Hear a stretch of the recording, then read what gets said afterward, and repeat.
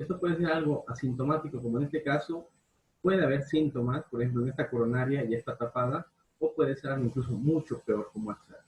¿Qué ven aquí? ¿Se ve?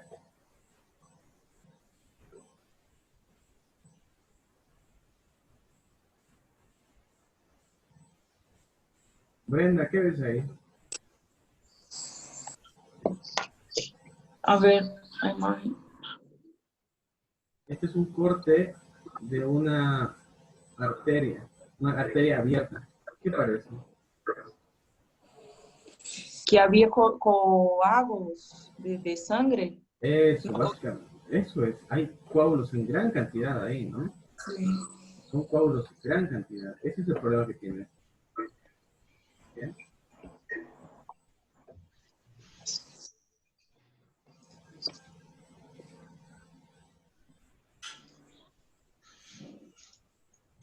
Entonces, el tema que vamos a ver hoy día se llama justamente, está relacionado con esto, ¿ya? Se llama aterosclerosis.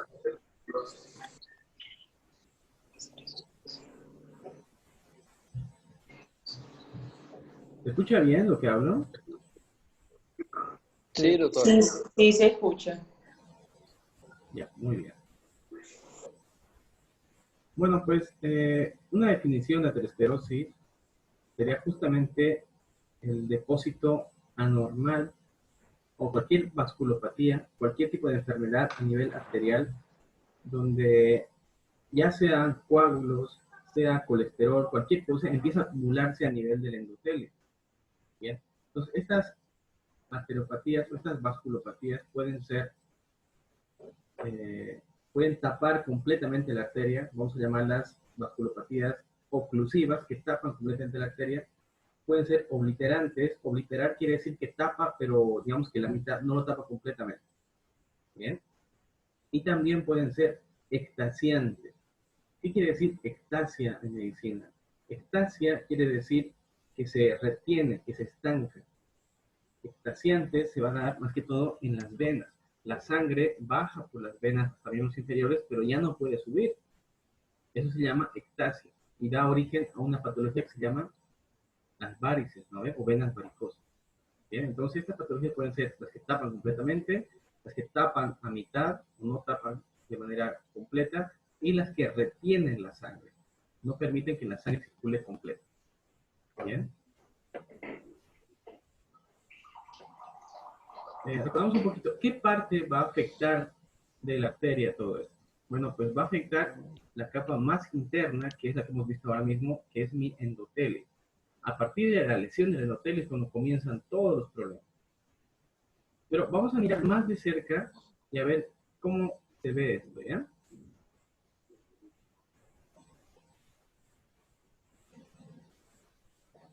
Esto que están viendo acá, aquí abajo, es esa placa de colesterol. Fíjense bien, esta placa de colesterol no está por encima del endotelio, está por debajo, ¿sí? Este que estoy marcando acá es mi endotelio y debajo está la placa de grasa. ¿Y qué es lo que está pasando aquí? Bueno, supongamos que yo todos los días me da por ir a comer pizza. Hoy en día no se puede, ¿no? ¿Quién echa de menos una buena pizza por ahí?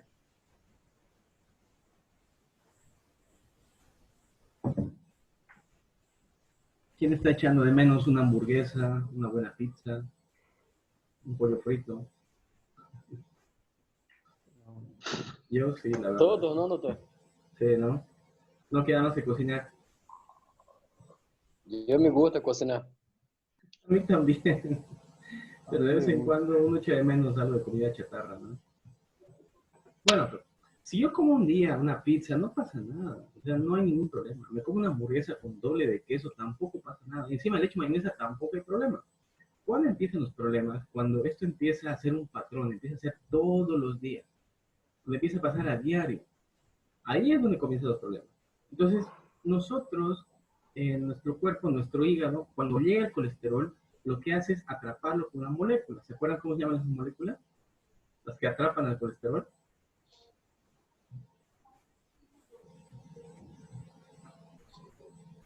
LDLs, HDLs y VLDs. ¿Qué quiere decir LDL, HDL y VLDL? ¿Se acuerdan lo que significa? Solo sé que LDL es malo. HDL Colesterol malo, bueno. Bueno, siempre me preguntan eso. Fíjense, aquí al lado hay un dibujito pequeño, ¿verdad? Voy a poner así. ¿Qué es más fácil de ver? ¿Un gato o un mosquito? Un gato, seguro, Un ¿no? gato, ¿verdad? Yo un gato lo puedo ver. Puedo ver un gato y lo voy a agarrar y me lo llevo. Pero, ¿qué pasa si empiezan a volar por encima mío un montón de mosquitos? Yo no puedo agarrar a todos los mosquitos, porque algunos los puedo ver, pero otros no los puedo atrapar, porque son muy chiquitos, ¿sí? Aquí pasa lo mismo. Las HDLs quiere decir lipoproteínas de alta densidad. High Density Lipoprotein. ¿Bien? Estas son moléculas de colesterol que son grandes. Como son grandes, mi hígado las puede atrapar, las puede ver. Pero en cambio, las LDLs y las VLDLs quiere decir lipoproteínas de baja densidad. ¿Qué significa eso? Pues que son proteínas, que son moléculas de colesterol, que son tan pequeñitas que mi hígado no las puede atrapar, no las puede ver. Entonces pasan y empiezan a circular por la sangre, y como circulan por toda la sangre libres, porque no hay quien las atrape, pues empiezan a acumularse así como la imagen que estamos viendo detrás mío. Por eso a las HDLs, que son grandes, proteínas grandes de colesterol, es fácil atraparlas, se les dice las grasas buenas. Y a las LDLs y VLDLs, VLDL quiere decir lipoproteínas de muy baja densidad, son moléculas tan pequeñas de colesterol que no se pueden atrapar. Mi hígado no las puede agarrar, entonces circulan por la sangre y son las que producen estas placas de colesterol como la que tengo detrás de mí. ¿Bien? Por eso se les llama grasas buenas y grasas malas. Pues el problema de todo esto surge aquí mismo. Cuando yo me como todos los días una hamburguesa, una Big Mac o una, ¿cómo se llama? Una doble cheese bacon con queso cheddar, con mayonesa, con doble de carne frita en mantequilla y encima le echo papas fritas y las papas fritas. O sea, con só mayonesa. coisas ricas, só coisas ricas. Todo lo rico es lo que me está destruyendo. Ese es el problema. Las cosas más ricas son las que nos destruyen, ¿no? Pues imagínense que pasa esto todos los días. Mi dieta es rica en colesterol. Pues estas moléculas, las pequeñitas, las LDLs y VLDLs, van a empezar a acumularse aquí encima. ¿Bien? Empiezan a pegarse primero encima del endotelio. Secundario a eso, empiezan a acumularse por debajo del endotelio. ¿Esto es lo peor que nos puede pasar? No, desafortunadamente, eso no es lo peor que nos puede pasar. Después de eso, ¿qué va a suceder? Bueno, pues van a estimular. ¿Se acuerdan bien? Habíamos hablado una vez de que el endotelio era la parte más sensible que tenía mi sistema vascular. Era tan sensible, inclusive cuando cambia la presión, cuando alguien fuma, cuando estoy estresado, ese endotelio se contrae y la presión va a subir. Bueno, pues aquí pasa lo mismo. Este endotelio, al detectar tantas moléculas de colesterol flotando, lo que va a hacer inflamarse. Al inflamarse mi endotelio, va a llamar para que lo ayuden unas células blancas. Estas se llaman macrófagos. Estos macrófagos, fíjense bien, van a detectar a la molécula de colesterol. Bien, estos macrófagos detectan el colesterol y lo van a identificar como si fuera algo malo. El macrófago va a decir, este es malo, y ¡pum!, se lo va a comer. El problema es que el macrófago, cuando se come a una molécula de colesterol, se va a hinchar, se va a llenar de grasa. Entonces, estos macrófagos llenos de grasa empiezan a acumularse alrededor. Estos macrófagos llenos de colesterol dentro se van a llamar células escumosas. Y esto es pregunta de examen, por si acaso, ¿ya? Las células escumosas, entonces, son justamente macrófagos que fagocitan o se comen una molécula de colesterol y quedan así, hinchados, de ese color blanco. ¿Bien? Entonces, lentamente, en mi arteria empieza a acumularse macrófagos llenos de grasa, empieza a acumularse colesterol y ese endotelio empieza a lesionarse. Después de eso, ¿qué es lo que va a pasar? Bueno, pues lentamente esa arteria va a ir tapándose. Va a ir tapándose de a poco hasta el final que va a acabar completamente cubierta. Y ahí es donde comienzan los problemas. ¿Bien? Ahora, ¿qué es lo peor de todo esto? Bueno, lo peor de todo esto no es el hecho de que yo esté acumulando grasa, sino el problema de todo esto es de que yo no sé que estoy acumulando colesterol. Mi cuerpo no sabe, o sea, mi cuerpo no lo detecta, es una enfermedad silenciosa y eso es eh, lo más, lo más peligroso. El paciente no sabe que está acumulando placas de colesterol hasta el día en que una de estas placas se rompe y ahí es donde comienzan los síntomas. Ahora les voy a mostrar en un dibujito, ¿ya?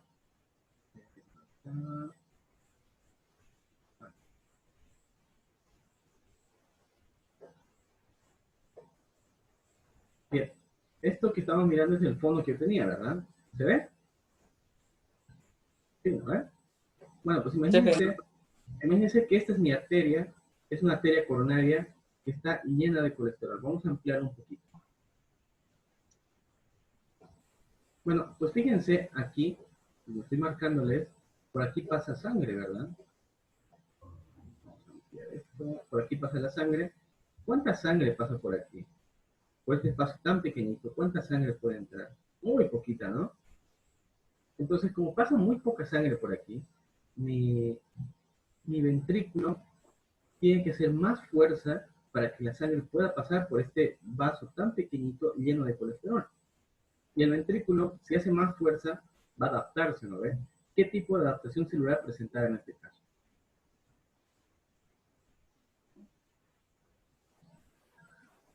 ¿Qué tipo de qué, doctor? Otra vez, lo voy a preguntar. En la imagen que estoy mostrándoles, se ve una arteria llena de colesterol. Se llaman ateromas, ¿no? Estos ateromas justamente van a tapar la luz y la sangre no puede pasar por aquí, ¿no? Entonces el ventrículo, mi corazón, tiene que hacer mucha fuerza para empujar la sangre por acá, ¿no? Y ese ventrículo que hace mucha fuerza tiene que adaptarse. ¿Qué pasa cuando el ventrículo hace mucha fuerza? Hipertrofia. Eso es justamente. ¿Y la presión de ese paciente cómo va a estar? Alta. Alta. Entonces tenemos otro síntoma más, tenemos esta clínica, ¿no? Este paciente, su único síntoma que va a tener va a ser hipertensión, va a ser un paciente hipertenso y él va a tener la presión alta y no va a saber por qué. Va a seguir comiendo sal, va a seguir comiendo hamburguesas, va a seguir comiendo pizza, va a seguir comiendo carne a la parrilla, grasa y no va a saber por qué. Su presión sigue alta. ¿Bien? Hasta que va a llegar un día en que la presión en esta arteria va a ser tan, pero tan alta. Vamos a ponerlo acá. Que esta placa de colesterol que estamos viendo aquí, que estoy marcándoles, por la presión se va a acabar desprendiendo. Se desprende la placa de colesterol de acá. Pero fíjense que al desprenderse la placa de colesterol, también va a romper un pedazo de endotelio. Es decir, al salir el endotelio, va a salir también la placa de colesterol. Y en toda esta parte de aquí, va a empezar a producirse un gran sangrado, va a empezar a acumularse glóbulos rojos, glóbulos blancos, va a empezar a acumularse, va a activarse todo un proceso inflamatorio, va a empezar a querer cicatrizar, va a empezar a haber agregación plaquetaria, va a haber leucocitosis, va a estar inflamada esa zona. Y encima va a empezar a acumularse y formarse un coágulo aquí. Aquí entonces ya no hay nada, no hay grasa, no hay endotelio, pero sí hay un coágulo. Y este coágulo va a crecer y como la presión de mi paciente es alta, este coágulo también se va a romper. Y ahí está el peligro. Este coágulo va a empezar a flotar y a viajar por la circulación. Y tan mala es la cosa que este coágulo va a flotar y va a llegar a mi cerebro, puede llegar a mi corazón, a mis pulmones, hígado o riñones.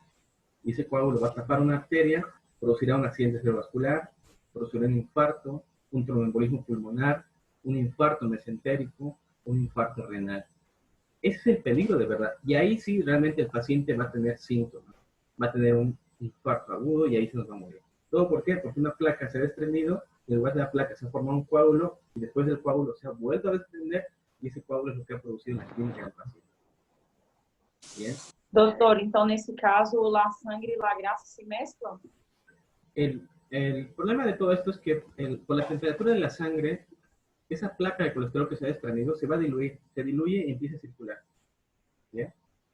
Pero el coágulo no se diluye, sigue circulando como un coágulo sólido. La placa de colesterol, si es grande, por más que sea grande, por la temperatura de la sangre se diluye y sigue circulando. Y se va y tapa otra parte de ahí. Pero el coágulo no, y eso es lo peligroso. Realmente estos pacientes mueren no por la placa, el ateroma, sino por el coágulo que tapa alguna parte de su cuerpo. No hace bien. Ahí está el gran problema. ¿Ves? Entonces, para que esto suceda, tienen que pasar tres cosas. ¿Bien? La primera va a ser que el paciente tiene que tener HDL, las lipoproteínas las buenas, bajas, ¿ya? Van a estar disminuidas. Lo segundo va a ser de que las LDL, es decir, las grasas malas, van a estar aumentadas. Y finalmente, el tercero, que era el síntoma, el único síntoma que nos hacía pensar de que esto estaba pasando, era que su presión arterial estaba aumentada. Entonces, cuidado con que ustedes reciban pacientes con presión alta y que sean obesos. ¿De acuerdo? Si ustedes reciben un paciente hipertenso y encima que es obeso, es casi seguro de que este paciente tiene aterosclerosis. Es casi muy seguro. Entonces nosotros, ¿cómo vamos a identificar esto? ¿Cómo yo me doy cuenta que el paciente tiene placas? ¿Qué laboratorios o qué estudios le vamos a pedir?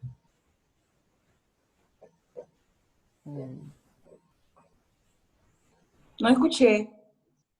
A un paciente obeso, hipertenso, yo sospecho de que mi paciente tiene aterosclerosis. Entonces, ¿qué estudios o qué laboratorios le puedo pedir para confirmar que tiene aterosclerosis? Examen de sangre. Bueno, yo soy el médico y le voy a pedir un examen de sangre, pero ¿qué examen de Doble. sangre? Ecografía doble. Primero vamos a empezar por los laboratorios. ¿Bien? ¿Qué laboratorios? HDL, LDL. Eso, perfecto. A cualquier paciente que ingrese, primero que nada tengo que pedirle estas cuatro cosas. Lo voy a escribir, ¿ya? Hemograma, urea, creatinina, sodio y potasio. Lo acabo de mandar al chat, ¿ya? Hemograma, urea, creatinina, sodio y potasio. Eso es por lo mínimo a cualquier paciente que les ingrese, lo mínimo que hay que pedir. ¿Bien?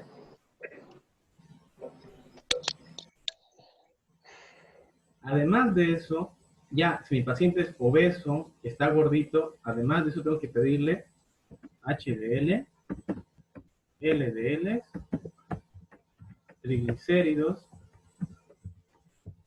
Glucosa. y valor de colesterol. Alguien me dijo por ahí pedirle glucosa también. Desafortunadamente, la obesidad casi van de la mano con la diabetes. Entonces, a estos pacientes también convendría pedirles glucosa, ¿no? Valores de glucosa en sangre, para descartar de que haya una posible diabetes escondida ahí. Doutor, uma pergunta. Sí, dígame. Em esse caso, por exemplo, o paciente liga a mi consultório e eu vou pedir esse exame para ele, dependendo do que ele vai me falar, ou, por exemplo, vou mirar, vou ver que é gordito, então vou pedir colesterol, essa coisa. Lo voy a poner así. Yo, mírame, soy delgadito, ¿verdad? Soy flaco. ¿Será que tengo el colesterol aumentado? Sí, porque hay casos de personas que son flacas que tienen. Porque, por ejemplo, mi papá es ejemplo, él es flaco, pero su triglicerídeo, colesterol es alto, él tiene la presión arterial alta. De hecho, les voy a contar eso, de que hace 2 meses atrás me hice una revisión y mi colesterol estaba en 225, cuando lo normal es hasta 200. O sea, alguien delgado como yo tenía un colesterol muy alto. Yo sabía por qué, porque comía mal, no me alimentaba bien. Entonces, tiene que ir acompañado. No solamente voy a hacerlo de manera ciega, ¿no? Voy a pedir mis laboratorios y ya está. Tengo que preguntar al paciente qué trabaja, cómo vive, qué es lo que hace. Entonces, a partir de ahí voy a saber qué estudios más tengo que solicitar. ¿Bien? Entonces, digamos que ese examen de colesterol es también un básico. Sí, es lo básico para pacientes cuando yo sospecho de que puede haber una placa aterosclerótica ahí. Y más aún si tiene factores de riesgo, ¿verdad? Ahora, ¿qué factores de riesgo son? Escuche un momento, esta conferencia le quedan 3 minutos. Si termina, voy a crear otra nueva para terminar el tema. ¿De acuerdo?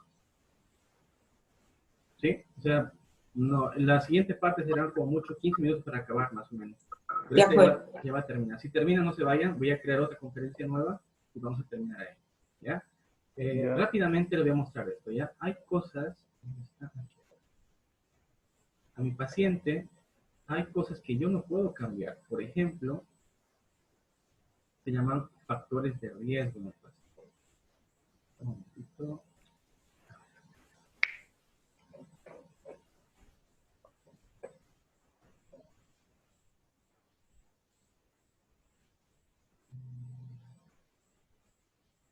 Aquí está. Cuando vea a mi paciente, tengo que consultarle, ¿no? Y ver si tienen factores de riesgo. ¿Qué factores de riesgo? Hay cosas que yo puedo cambiar y cosas que yo no puedo cambiar. Por ejemplo, las cosas que yo no puedo cambiar es la edad de mi paciente, por ejemplo, ¿ya? Esto es más común en hombres que sean mayores de 40 años. A partir de los 40, 50 años en los hombres hay un gran riesgo, más que en las mujeres. Además de eso, el sexo es más común en el hombre que en la mujer. Y además, cosas que no puedo cambiar, por ejemplo, es el hecho de que mi paciente tenga ya patologías o esté predispuesto. Si su padre o su madre, mi paciente, tienen o han tenido hipertensión, diabetes o han sido obesos, él tiene un gran riesgo de hacerlo. Y cosas que son modificables o cosas que yo puedo cambiar son hábitos, por ejemplo, que el hecho de que mi paciente fume, que tenga un ambiente que sea muy estresante, que sea obeso, o incluso muchas de estas cosas que estamos viendo abajo son cosas que él puede cambiar, ¿no? Entonces, en mi consulta, cuando yo voy a mi paciente, tengo que preguntarle si esto realmente él cumple esos requisitos. ¿Bien?